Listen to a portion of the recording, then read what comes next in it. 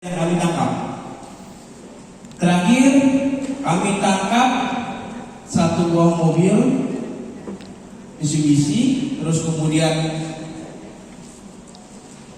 uang tunai sekitar 300 jutaan, terus kemudian barang bukti yang cukup banyak, dan itu kami masih tracing.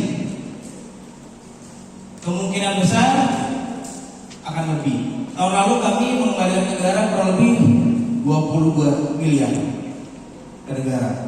Itu hasil dari bandar-bandar yang kami misikan. Itu di NTB saja. Kalau kita bicara ke Indonesia, kurang lebih 400 sampai 500 M, 480 miliaran yang kami kembalikan ke negara.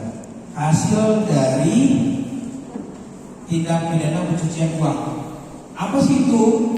Jadi mereka jualan, hasil jualan uangnya, uang hasil jualan itu dia belikan barang, dia belikan tanah, dia belikan rumah, dia belikan yacht, dia belikan villa di luar negeri di mana-mana yang bisa kita tracing, kita ambil, kita miskinkan, kita kasih ke negara. Nah, urusan negara nanti apakah akan dijual, dilelang atau seperti apa, nanti mekanismenya ada di negara melalui Kementerian Keuangan dan Kejaksaan. Yang kedua itu dengan soft power approach. Kami dengan acara-acara seperti ini, penyuluhan, sosialisasi, dashboarding, ya, terus kemudian kami koordinasi, ya, itu melalui soft approach, melalui rehabilitasi, pendekatan, melalui seminar-seminar, itu melalui soft approach. Nah, terakhir smart approach, penggunaan media. Jadi mulai dari tahun 2020 kami sudah punya studio podcast sendiri di kantor yang bisa sebenarnya teman-teman di sini juga manfaatkan. Kita saling menguatkan, ya. Kalau misalnya di sini ada juga kami boleh mengisi di sini. Kalau di kantor kami, ya teman-teman tadi yang jadi panitia atau mungkin ada di sini ada yang mau mengisi, why not? Kita terbuka saja. Mungkin ada yang mau mengisi mengenai hubungan antara game dengan menjadi narkotika. Kenapa? Karena tahun lalu kami bikin PUBG competition, lumayan banyak yang mengikuti. Tahun ini pun akan ada. Jadi itu akan kami jadikan tradisi begini. Itu salah satu cara kami mendekatkan diri. Ya, daripada lu nongkrong di mana nggak jelas, lu nanti di kafe-kafe mana nanti tiba-tiba ditawarin narkoba, atau lu jadi korban, mending nongkrong di kantor. Nongkrong di kantor, main bareng-bareng, punya kenalan dari sekolah-sekolah lain, ya, ya kalian bisa dapat hadiah. Ya, kurang asik apa sih? Gitu ya. Kita coba gitu. Sebelum ke sana kita bicara masalah internet. Hari ini nggak mungkin nggak ada internet, kecuali yang di sangat-sangat pelosok yang mungkin towernya pun tidak ada. Ya. Saat ini kurang lebih hasil sensus penduduk kurang lebih 270 juta penduduk Indonesia. Ternyata dari 270 juta itu yang punya HP atau HP-nya ada itu kurang lebih 350 juta. Jadi lebih banyak HP daripada orangnya. Kenapa ya? Tahu sendirilah. Ada yang punya Apple sama Samsung sekalian, ya. Dalam satu orang. Ada yang punya Apple sama Somai sekalian. Ya. Jadi gitu. Berikutnya, ternyata dari 350 juta itu separuhnya itu adalah pengguna aktif nih tiap hari, kurang lebih 150 juta tuh aktif mobilnya tiap hari. Ya. Dengan itu, dengan populasi yang aktif sosial media, ternyata semua dari 150 juta HP yang diperkirakan aktif itu, hasil survei itu 150 juta itu ternyata aktif semua di sosial media. Luar biasa Indonesia. Terus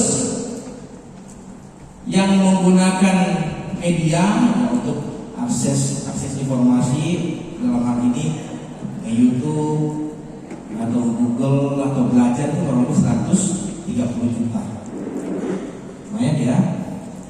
Hari ini tahun 2019, datanya kurang lebih pengguna Facebook 113 juta, tapi itu mungkin nggak aktif ya, karena anak-anak zaman sekarang mainnya di Insta, mainnya di TikTok, sering-sering bikin reels dan lain-lain.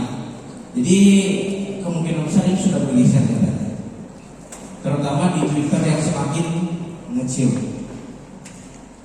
Saat ini kita sampaikan, ini kurang jelas sebenarnya.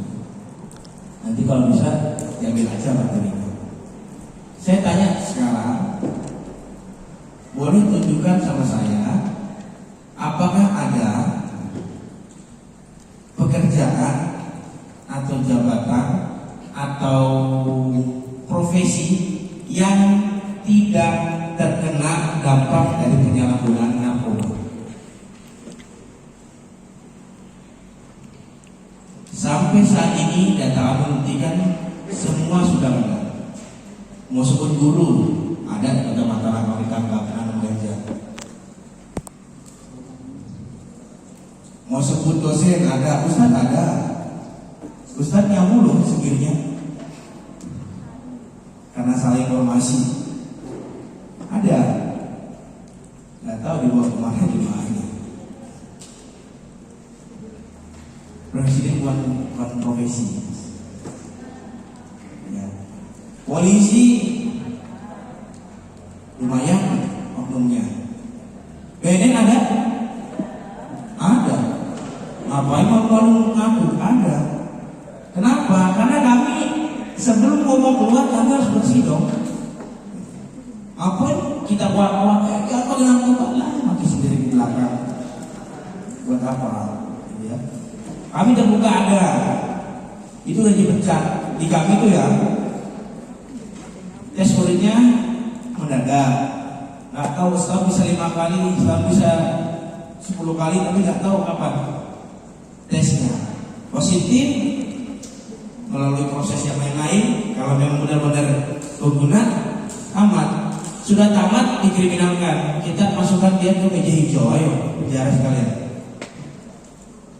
Itu sudah banyak ya. Di BNN ada. Jadi saking kerasnya kami malu dong. Ngomong-ngomong bersih, nggak bersih malu. Jadi itu yang menjadi kami. TNI Polri ada, perawat dokter ada, lucu kan dokter juga ada. Ya yang lainnya yang lain banyak. Yang making it juga banyak, mafia ada. Gitu ya. Wah, ini saya jelasin di belakang. Berikutnya yang terkena narkoba sekarang terjadi pergeseran. Dulu usia 30 sampai 40 itu menjadi top, artinya orang yang paling banyak menyalahgunakan narkoba karena satu, dia sudah produktif, sudah mulai punya uang sendiri. Dua, dia sudah mulai bisa stres dari pekerjaan, burnout kadang-kadang stres pekerjaan, larinya ke dunia hiburan malam, tamatlah di situ. Berikutnya usia 40 sampai 50, ternyata sekarang pergeseran. Usia 25 sampai 35 itu yang sekarang top. Di bawahnya yang paling ngeri 15 sampai 25. Jadi jangan heran di kantor kami saat ini sudah merehabilitasi bocah usia 10 tahun udah pakai narkoba. 10 tahun kira-kira dapat kelas berapa? Kelas 4, kelas 5. Yes. Kena di mana? Kenanya di rental PlayStation. Ya. To be honest, ya jujur kami tiap tahun akhir tahun razia tuh di warnet jam 1 jam 2 malam, anak-anak usia 12 tahun, anak-anak usia 11 tahun masih ada tuh. Dan kami biasanya tidak pulang dengan tangan kosong. Ada aja kami dapat 12 orang, 16 orang, cuma semalam doang keluar.